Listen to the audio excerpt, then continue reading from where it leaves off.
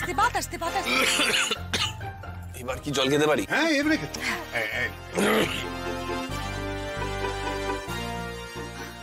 এখন ঠিক আছে তো? এবারে কা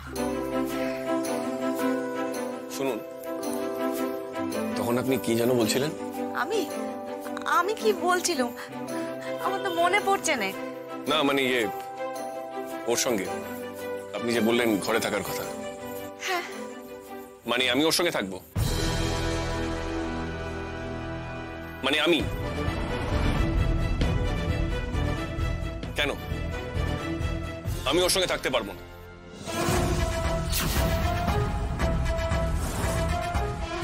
সর্বনাশ, এবারে বাবা কপ করে ধরবে লোকটাকে।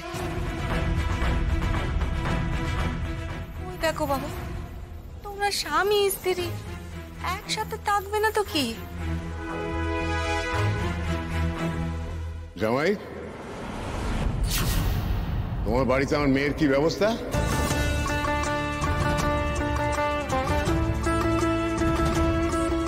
সে কি আলাদা বাস করে?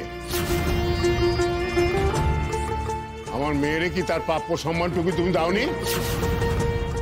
সে কি তোমাদের বড়লোক বাড়িতে এক কোণে পড়ে থাকে? সে বাড়িতে তার ঘরের বউ সম্মান নেই?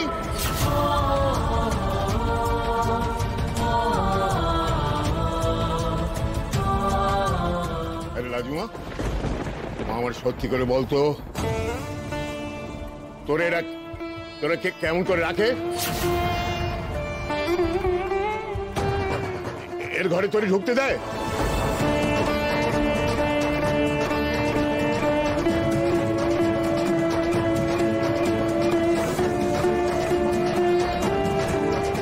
আরে যার সঙ্গে বিয়ে হয়নি তার সঙ্গে থাকবো কি করে? এটা তো আজব লোক, সব উল্টো করে দেখে। আরে লোকে বিয়ে হলে একসঙ্গে থাকে, এরা রাত্রির থেকেছে ভেবে বিয়ে হয়েছে বলে দেয়। থাক না, খাওয়ার সময় ওসব কথা এখন না থাকবে না, আমরা জানতেই হবে।